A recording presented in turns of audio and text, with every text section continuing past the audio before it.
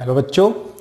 तो आज हम लॉज ऑफ मोशन का लास्ट टॉपिक पढ़ेंगे जो है सर्कुलर मोशन।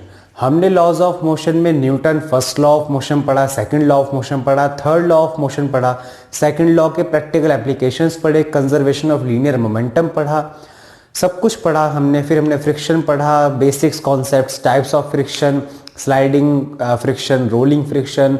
स्लाइडिंग में हमने पढ़ा स्टैटिक फ्रिक्शन, हमने पढ़ा काइनेटिक फ्रिक्शन, हमने ये पढ़ा कि स्टैटिक सेल्फ एडजस्टिंग होता है, maximum value of static friction limiting friction होती है। उसके बाद जब बॉडी मूव करने लगती है तो वहाँ पे काइनेटिक फ्रिक्शन आ जाता है। हमने ये सब पढ़ पढ़ के एंड तक आ गए हैं। हमने, आप लोगों को याद होगा, काइनेमैटिक्स के एंड में सर्कुलर मोशन के बारे में पढ़ा था। अब हम एग्जाम्पल्स ऑफ सर्कुलर मोशन पढ़ेंगे कि सर्कुलर मोशन जिंदगी में किस तरह से यूज होता है। तो आप लोग हेडिंग डाल लीजिए सर्कुलर मोशन या examples.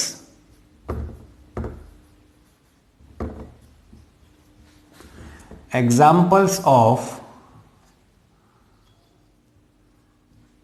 Circular motion.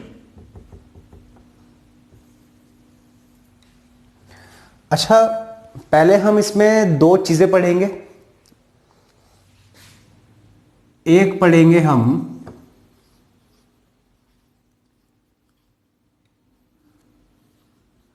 Centripetal force.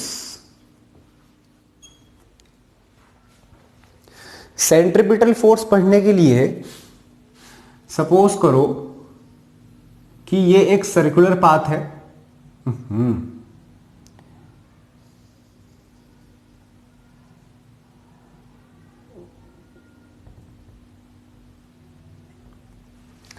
ये एक सर्कुलर पाथ है और इसका रेडियस जो है वो r है। यहां पे एक बॉडी है जिसकी वेलोसिटी तो v है और ओमेगा है उसकी एंगुलर वेलोसिटी। एंगुलर वेलोसिटी उसकी है ओमेगा। ठीक है, समझ आ रहा है? तो सेंट्रीपिटल फोर्स क्या होता है? सेंट्रीपिटल फोर्स एक रेडियली एक्टिंग फोर्स होता है जिसकी वजह से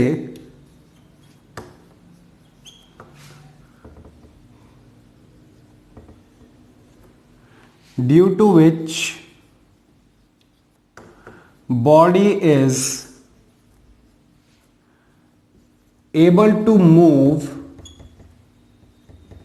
on a circular path।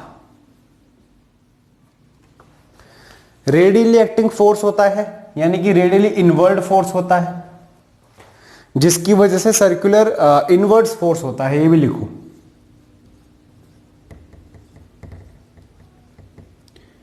Inward direction, अंदर की तरफ ये फोर्स लगता है। ये तो हो गया पहला पॉइंट। अच्छा, ये इसको बॉडी को सर्कुलर पाथ में बांध के कैसे रखता है? क्योंकि आप किसी चीज को, अच्छा, सर्कुलर पाथ ऐसे नहीं है, वर्टिकल सर्कल नहीं है, ये सर्कल है। हॉरिजॉन्टल पाथ की बात कर रहा हूं मैं, सर्कुलर मोशन की बात कर रहा हूं। यहां मुझे इस तरह से इसको बनाना पड़ रहा है। यहां पे जो सेंट्रीपिटल फोर्स होता है वो वेलोसिटी को चेंज नहीं करता, लेकिन वेलोसिटी की डायरेक्शन को कंटिन्यूसली चेंज करता रहता है। इसीलिए सेंट्रीपिटल फोर्स बहुत जरूरी है कि बॉडी, क्योंकि उसी की वजह से बॉडी जो है सर्कुलर पाथ में घूम पाती है। ये बात नोट कर लो। The centripetal force does not change the magnitude of the velocity of the body but continuously changes its direction.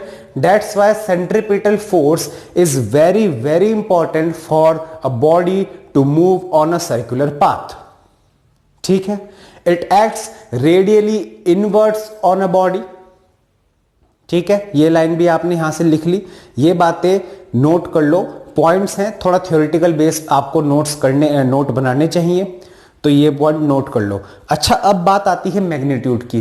Force जो लगता है बॉडी पे ma के इक्वल होता है, तो यहां भी जो सेंट्रीपिटल फोर्स होगा वो m इंटू एक्सेलरेशन सेंट्रीपिटल, तो ये होता है r ओमेगा स्क्वायर। ठीक है। अच्छा, हमें ये पता है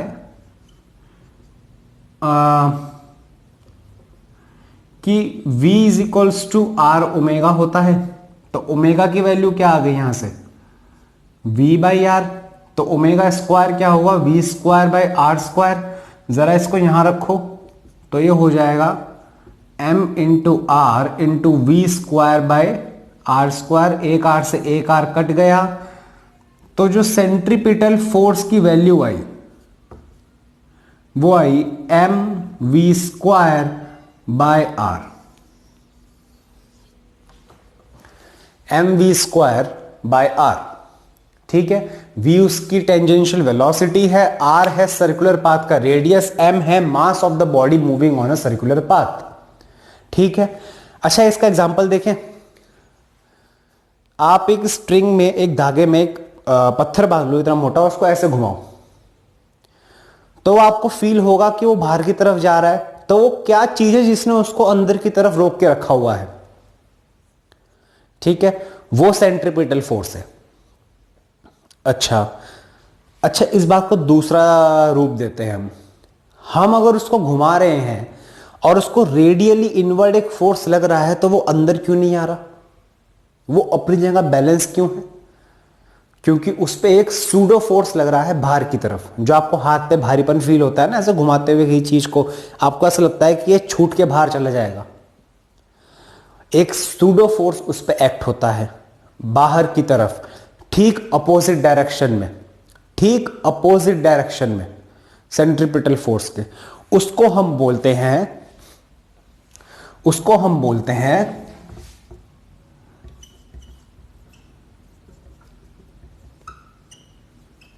सेंट्रीफ्यूगल फोर्स। इसका काम होता है बैलेंसिंग ऑफ सेंट्रीपिटल फोर्स। ये लगता है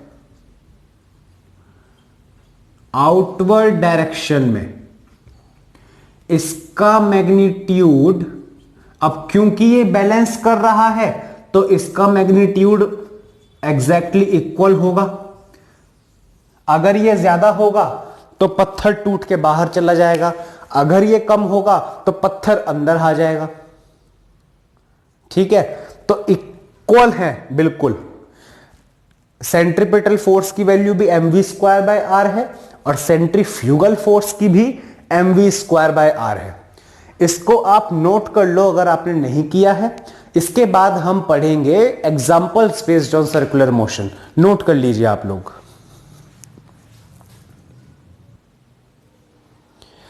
तो बच्चों, पहला एग्जांपल हम पढ़ेंगे, car on a levelled circular track. Imagine करो कि एक सर्कुलर ट्रैक है, इस पे एक कार है,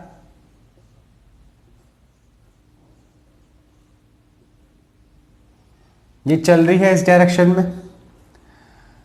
अब इसको आप हॉरिजॉन्टली इमेजिन करो इस तरह से कि ये एक गाड़ी है, ये सर्कुलर ट्रैक है, गाड़ी इस पे चल रही है ऐसे, हमने इसको बनाया ऐसे। तो जब आप इमेजिन करोगे ना इसको, तो आपको रियलाइज होगा कि नीचे एक mg फोर्स लग रहा होगा और उसको बैलेंस करने वाला फोर्स नॉर्मल ऊपर लग रहा होगा। जब ये गाड़ी सर्कुलर ट्रैक पे चलेगी तो बाहर की तरफ एक सेंट्रीफ्यूगल फोर्स लगेगा जो कि सूडो फोर्स है M we square by R. ठीक है, यहां पे एक लाइन लिखो, when car is travelling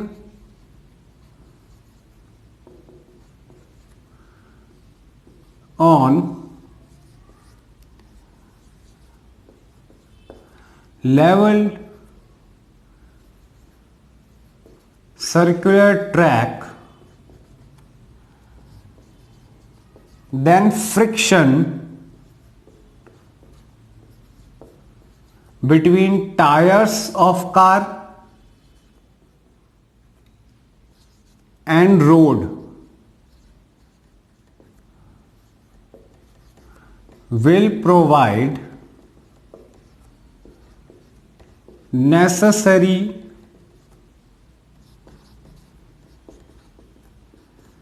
centripetal force,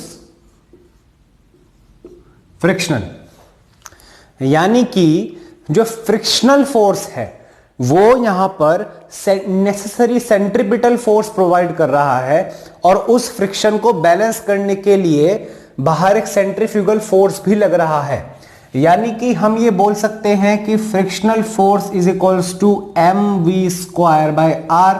friction की वैल्यू क्या होती है, mu N is equals to M we square by are.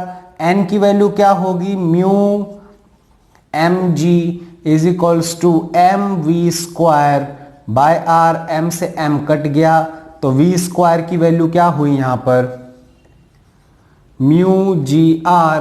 तो v की वैल्यू हो गई under root mu G are.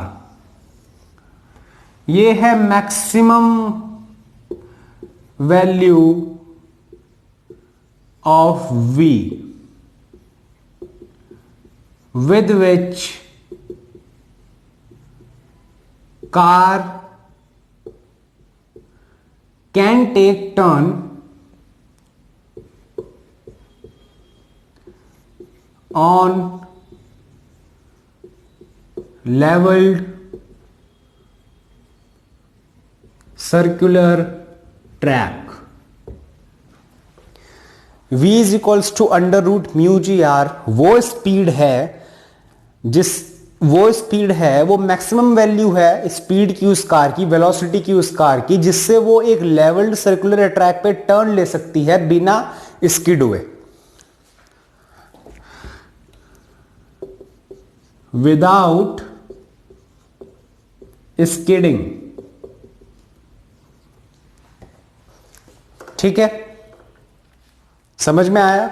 Circular track पे जो फ्रिक्शनल फोर्स है वो नेसेसरी सेंट्रीफ्यूगल फोर्स को बैलेंस करेगा, वो नेसेसरी सेंट्रीपिटल फोर्स प्रोवाइड करेगा जो कि सेंट्रीफ्यूगल फोर्स को बैलेंस आउट करेगा और कार जो है आराम से चलती रहेगी। लेकिन स्पीड उस कार की म्यू जी आर होनी चाहिए। अगर इससे क्रॉस हुई तो गाड़ी बाहर, इससे ज्यादा हुई तो v की वैल्यू यहां पे बहुत ज्यादा हो जाएगी और ये mu M G M we square by are को बैलेंस नहीं कर पाएगा और गाड़ी बाहर। होता है ना बहुत स्पीड में आपने टर्न काटा, आपने नहीं, किसी एक्सीडेंट जो आपने देखे होंगे, कि सर्कुलर ट्रैक पे एक्सीडेंट इसलिए तो होते हैं, स्पीड में टर्न काटा, गाड़ी बैलेंस नहीं हुई और गाड़ी स्किड करती हुई बाहर चली जाती है। ये है वो कॉन्सेप्ट, नोट कर लो आप इसको।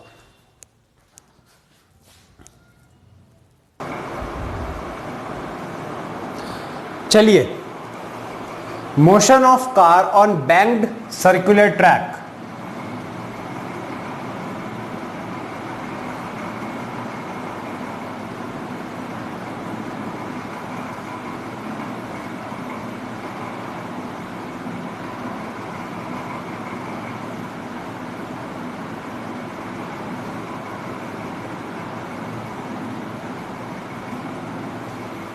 गाड़ी चल रही है, अब इमेजिन करो गाड़ी थोड़ा इंक्लाइंड है इस तरह का, उस पर टर्न ले रही है। ठीक है, तो इधर नॉर्मल लगता है, ठीक है,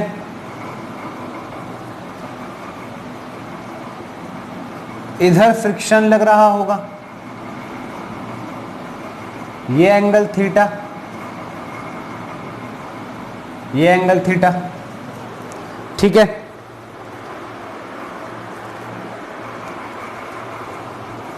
तो अच्छा मुझे एक बात बताओ, अगर मैं फ्रिक्शन का कंपोनेंट करूं तो इधर क्या आएगा,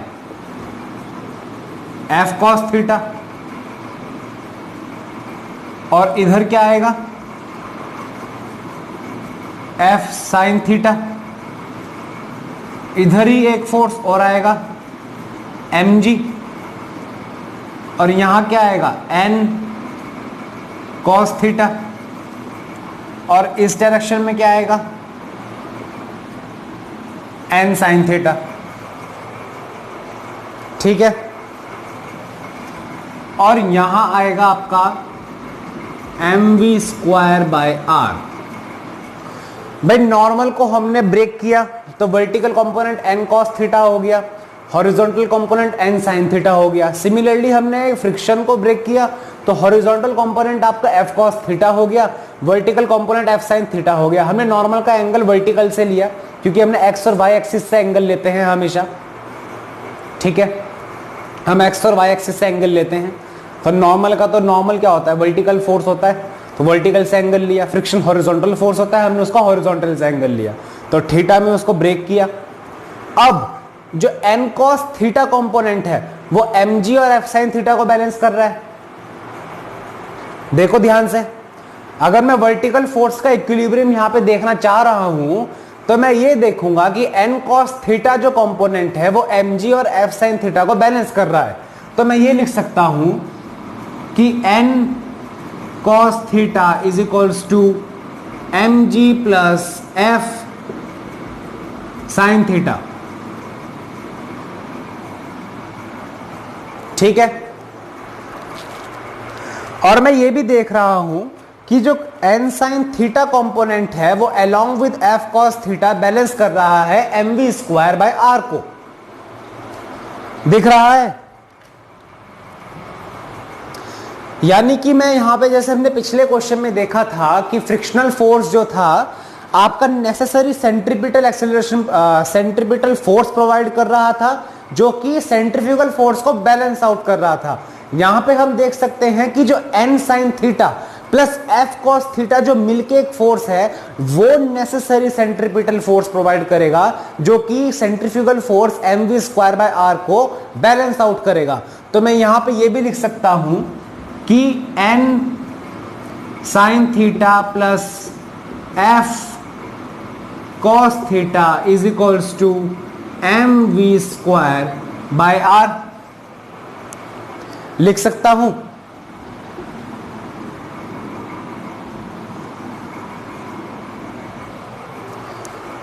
लिख सकता हूं या नहीं लिख सकता? बिल्कुल लिख सकता हूं। तो उसके बाद अगर मैं डिवाइड करूं इनको, जरा इक्वेशन 2 को इक्वेशन 1 से डिवाइड कर दो।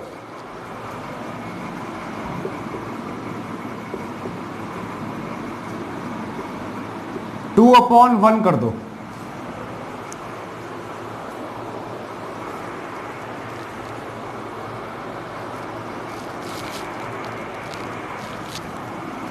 लेकिन यहां पे थोड़ा चेंज होगा।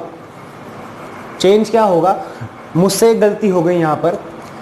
जो इक्वेशन 1 थी मैं अभी सोच रहा था कि क्या हुआ, ये mg is equals to n cos theta minus f sin theta लिख सकता हूं मैं इसको। तो इक्वेशन 1 को थोड़ा चेंज करके लिखें। ये तो मतलब इसी में ही मैं f sin थीटा इधर ले जा रहा हूं, तो मैं लिख सकता हूं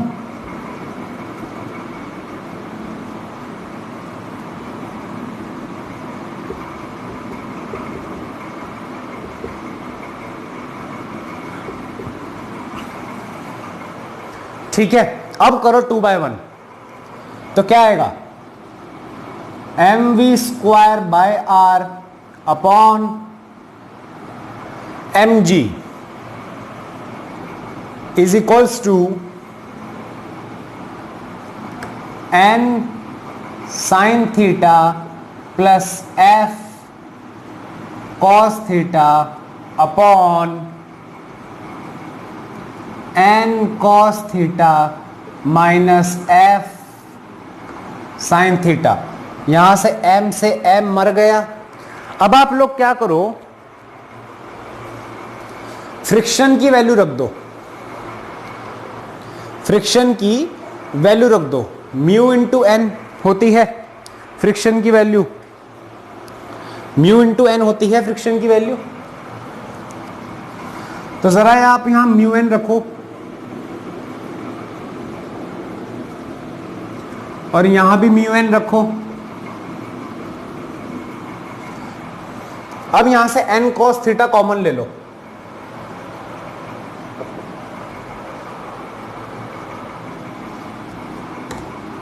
एन कॉस थीटा अगर आप ऊपर से कॉमन लोगे तो टेन थीटा प्लस म्यू तो ऊपर बचेगा।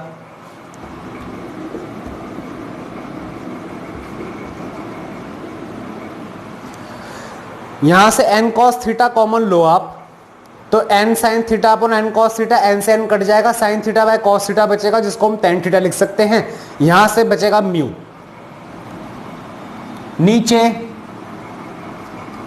एन कॉस थीटा ब्रैकेट में 1 माइनस म्यू टेन थीटा। अब एन कॉस थीटा से एन कॉस थीटा तो मर गया, ठीक है, एन कॉस थीटा से एन वो तो मर गया। अब जरा एक बात देखो, एलएचएस में क्या बचा है आपका, v square upon r g. तो v square upon r g is equals to mu plus tan theta upon 1 minus mu tan theta. तो वी स्क्वायर की वैल्यू यहां से, वी की वैल्यू क्या आएगी, जी आर ब्रैकेट में tan theta plus mu upon 1 minus mu tan theta और इस पूरे का under root.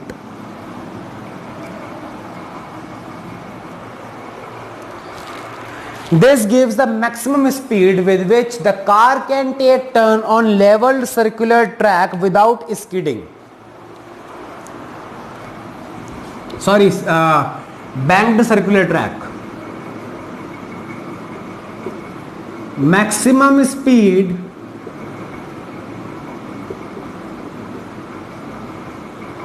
with which a car can take turn on banked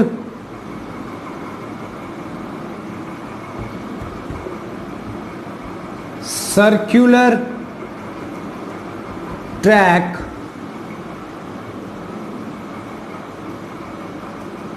without skidding.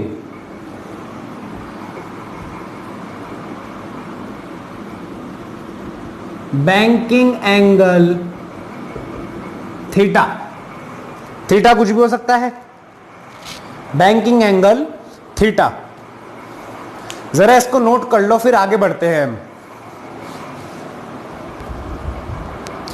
अच्छा बच्चों एक बात बताओ कि यहां पर minimum wear and tier of tyre कैसे होगा, यहां पर minimum wear and tier of tyre कैसे होगा। देखो ये तो हमने मैक्सिमम स्पीड बताई कि गाड़ी स्किड नहीं करेगी, लेकिन मैक्सिमम स्पीड पे टायर और रोड के बीच में फ्रिक्शन बहुत ज्यादा होगा, उससे वियर एंड टियर टायर का बहुत ज्यादा होगा। तो for minimum wear and tier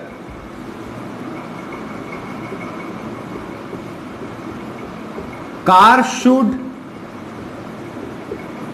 take turn in lesser speed। थोड़ी कम स्पीड से कार ले, थोड़ी कम स्पीड से टर्न ले, और वो कम स्पीड कुछ ऐसी हो कि जो नॉर्मल का एन साइन थीटा कंपोनेंट है सिर्फ वो m we square by are को बैलेंस कर दे, सच दैट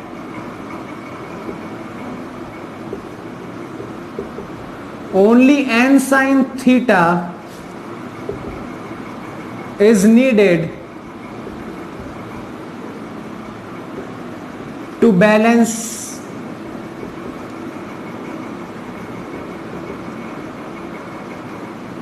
सेंट्रीफ्यूगल फोर्स, यानी कि फ्रिक्शन का कंपोनेंट चला जाए, फ्रिक्शन फोर्स मिनिमल हो जाए, इतना मिनिमल हो कि हम उसको नेग्लेक्ट कर सके। इतना मिनिमल हो कि हम उसको नेग्लेक्ट कर सकें। तो n साइन थीटा is equals to M we square by R. अब जब फ्रिक्शनल फोर्स बचा ही नहीं तो n cos थीटा mg को बैलेंस कर देगा। n cos theta will balance mg। जरा 1/2 करो,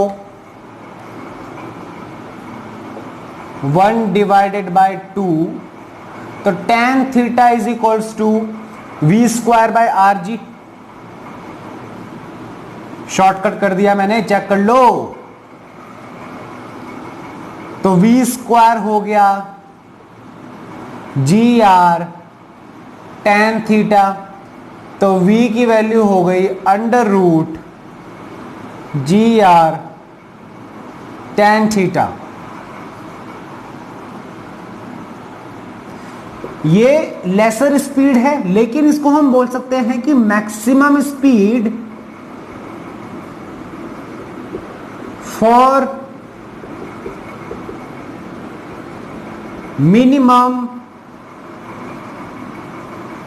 wear and tear of tyres.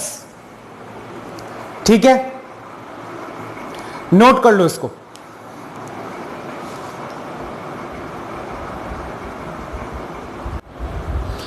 अब हम पढ़ेंगे बेंडिंग ऑफ अ साइकिलिस्ट। बिल्कुल एग्जैक्टली सेम चीज है जो हमने गाड़ी के केस में पढ़ी।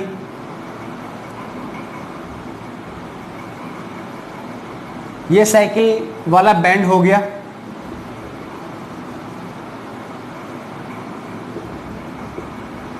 वर्टिकल से इसने एंगल बनाया थीटा, तो अब इधर इसका नॉर्मल लग रहा होगा,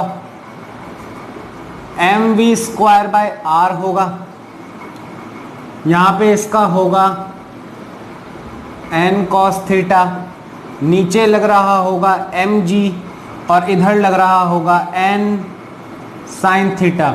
बिल्कुल गाड़ी वाला केस है, कोई समझाने की जरूरत नहीं है। इसमें N sine theta M we square by are को बैलेंस करेगा।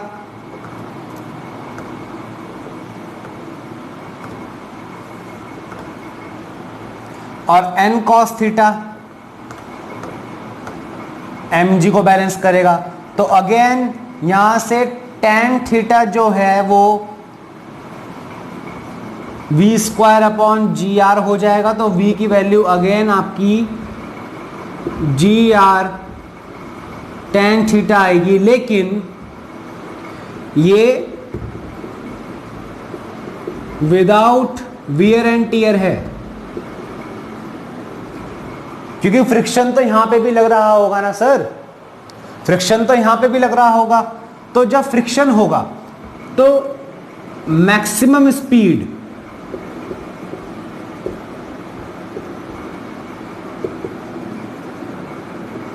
विदाउट स्किडिंग जो होगा,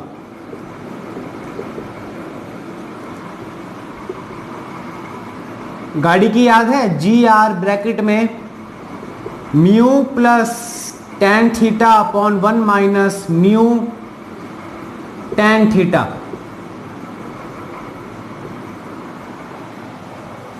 सेम इसकी स्पीड होगी। ये है मैक्सिमम स्पीड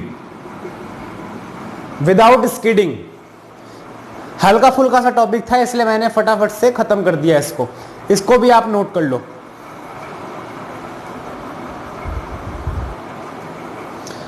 बच्चों अब हम देखते हैं motion in vertical circle. Suppose करो कि एक बॉडी जो है वर्टिकल सर्कल में घूम रही है, यहां पे हिंज्ड है और उसके चारों तरफ वर्टिकल सर्कल में ऐसे ऐसे घूम रही है। वर्टिकल सर्कल का रेडियस जो बन रहा है वो है आर आर आर आर। ठीक है, तो लोएस्ट पॉइंट पर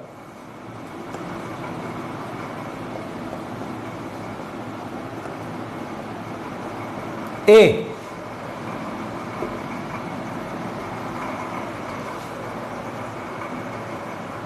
ये बैलेंस आउट फोर्सेस हैं। अगर वो घूम रहा है तो सेंट्रीपिटल एक्सेलरेशन सेंट्रीफ्यूगल के इक्वल होगा। तो इनवर्ड फोर्स कौन कौन से हैं? टेंशन लग रहा है T1। आउटवर्ड फोर्स कौन कौन से हैं? mg है plus mv1 square by R है।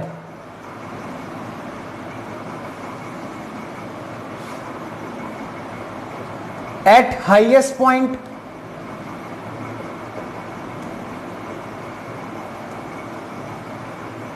यानी कि बी पे आउटवर्ड फोर्स, इनवर्ड फोर्स क्या है, T2 है और mg है, उसको बैलेंस कर रहा है mv2 स्क्वायर बाय आर। अब m और r तो अब यहां पे लोग कहेंगे सर वेलोसिटी चेंज थोड़ी होती है, बेटा होती है, वर्टिकल सर्कल में होती है, हॉरिजॉन्टल में नहीं होती।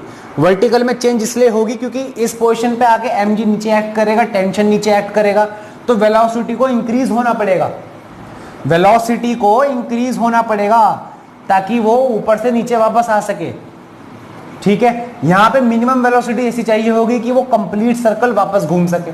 यहां पे बाहर mg लग रहा है और mv1 स्क्वायर बाय आर लग रहा है, खाली टेंशन फोर्स अंदर लग रहा है, तो यहां पे कम वेलोसिटी से काम चल जाएगा। लेकिन कम में भी मिनिमम ऐसी चाहिए होगी कि यहां पे आके बस यहां पे अटकी ना रह जाए, यहां से पार होके आगे चली जाए और सर्कल को कंप्लीट करती रहे, सर्कुलर मोशन में बनी रहे।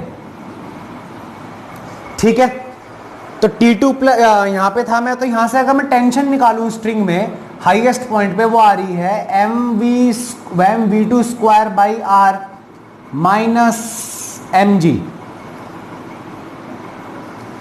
लेकिन मैं ये देख सकता हूं कि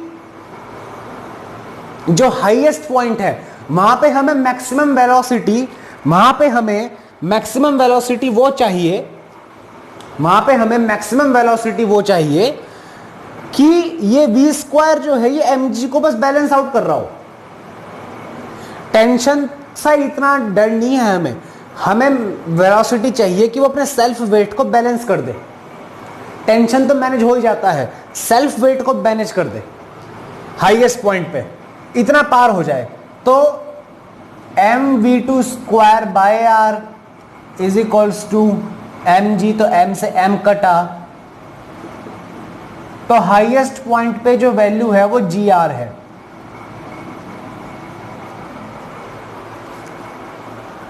ठीक है, हाईएस्ट पॉइंट पे जो वैल्यू है वो gr है, under root gr highest point पे। ठीक है, अच्छा एनी पॉइंट पे बात करें, c पे,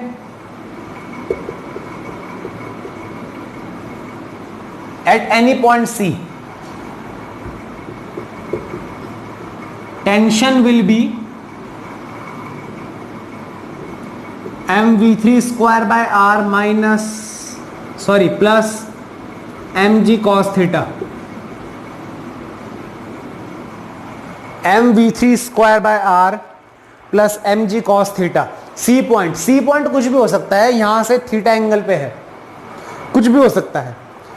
mv3 square by R plus mg cos theta. अच्छा, बात आ जाती है यहां पे वेलोसिटी क्या होनी चाहिए, v1 की वैल्यू क्या होनी चाहिए, कैसे निकालेंगे। अब यहां पे तो हम ये भी नहीं कर सकते कि mv1 स्क्वायर बाय आर इतना हो कि वेट को बैलेंस कर दे। टेंशन का फोर्स हम जब बैलेंसिंग की बात होती है ना बच्चों, वेलोसिटी निकालने की बात होती है, तो वेलोसिटी में हम ग्रेविटेशनल फोर्स को बैलेंस करने का देखते हैं, क्योंकि ग्रेविटेशनल फोर्स एक काफी कंजर्वेटिव फोर्स है। ठीक है, वो अपना आप में काफी बड़ी वैल्यू रखता है, वैल्यू भी और इमेज भी।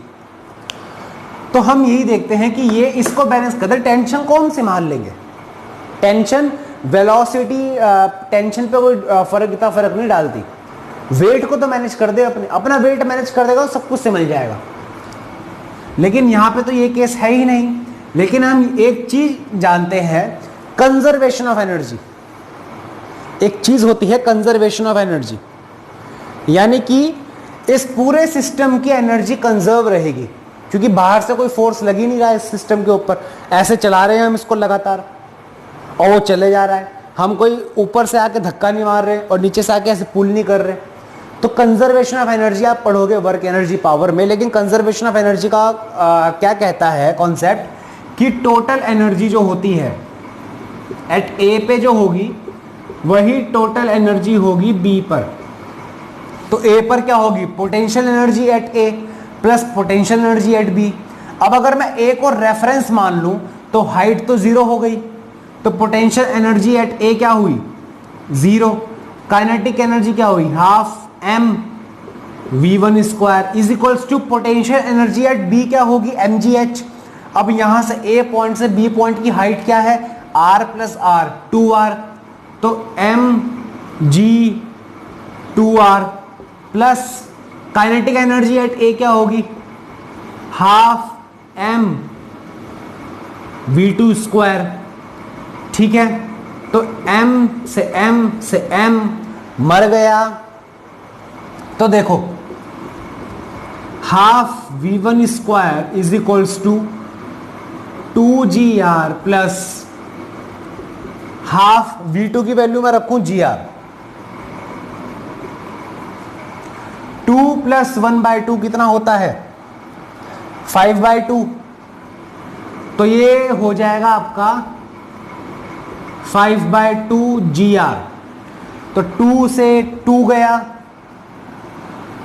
तो v1 की वैल्यू आ गई आपकी 5gr under root 5gr।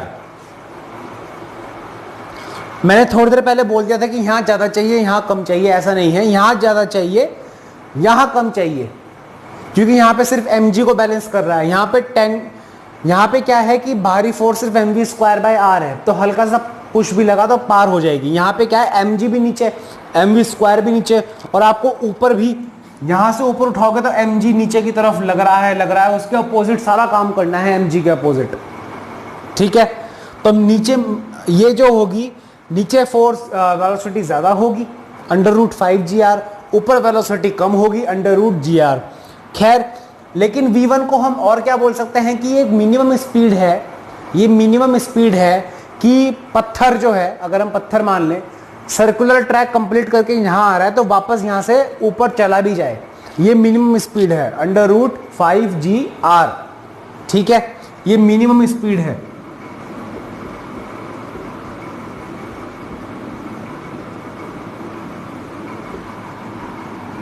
For body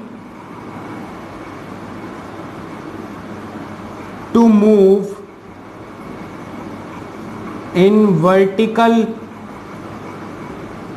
circle, दिख रहा है ना, बोल दिया वैसे तो मैंने, minimum speed for body to move in a vertical circle at A. ठीक है, ए पे यही स्पीड होनी चाहिए, ए पे ये मिनिमम स्पीड है कि ये सर्कल में घूम ले। ठीक है, नोट कर लो इसको।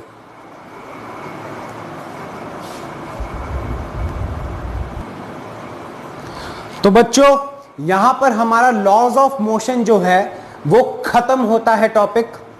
अगला जो हम स्टार्ट करेंगे, अब हम एक मैथमेटिक्स की क्लास स्टार्ट करेंगे, छोटा सा ही चैप्टर है, प्रिंसिपल ऑफ मैथमेटिकल इंडक्शन। क्योंकि मैथमेटिक्स को भी मुझे साथ में लेकर चलना है फिजिक्स के, तो मैं ऑल्टरनेट कर रहा हूं। अब या तो मैं ये करूं कि हफ्ते में 3 दिन फिजिक्स पढ़ाऊं, 3 दिन मैथमेटिक्स पढ़ाऊं, लेकिन उससे एक आपका मोशन टूट जाएगा। मोशन कैसे टूट जाएगा कि मैथमेटिक्स में चैप्टर आप ऐसे कर सकते हैं कि आप 3 या 4 दिन में ख़त्म कर दें एक साथ। फिजिक्स में आप ऐसा नहीं कर सकते। फिजिक्स में मेरे को इसमें 7 लेक्चर लगे, पूरा एक हफ्ता लग गया। अगर मैं 3 या 4 लेक्चर के बाद बीच में रुक जाता और बीच में 4-5 lecture principle of mathematical induction के करा देता, तो आपका लॉज ऑफ मोशन का पूरा मोशन ही टूट जाता। लॉज ऑफ मोशन का मोशन टूट जाता, आप भूलने लगते चीज़ों को। अभी क्या है, आप डेली एक वीडियो देख रहे हो, उसके बाद आप घर पे प्रैक्टिस करते हो। इसके न्यूमेरिकल मैं इतने इंपॉर्टेंट नहीं समझता कराने, क्योंकि बहुत ही बेसिक फॉर्मूला बेस्ड न्यूमेरिकल है कि एक गाड़ी जा रही है लेवल सर्कुलर ट्रैक पे, फ्रिक्शन कोफिशिएंट आपका इतना है, जी की वैल्यू आपको पता ही है, रेडियस उसका इतना है। अच्छा बताओ कि मिनिमम वेलोसिटी कितनी होगी, कि मैक्सिमम वेलोसिटी कितनी हो सकती है कि स्किड ना करे टायर। आप निकाल दोगे under root G are bracket में mu plus tan theta upon 1 minus mu tan theta, अगर वो बैंक्ड है।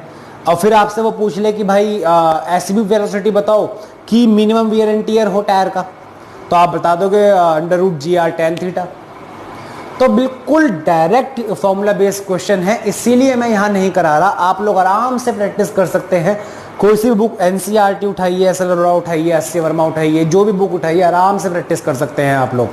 चलिए ठीक है, अब हम स्टार्ट करेंगे प्रिंसिपल ऑफ मैथमेटिकल इंडक्शन। बड़ा टॉपिक नहीं है, 4 क्लास में खत्म हो जाएगा, 3 क्लास में भी खत्म हो सकता है। तब तक के लिए अपना ध्यान रखिए। Thank you.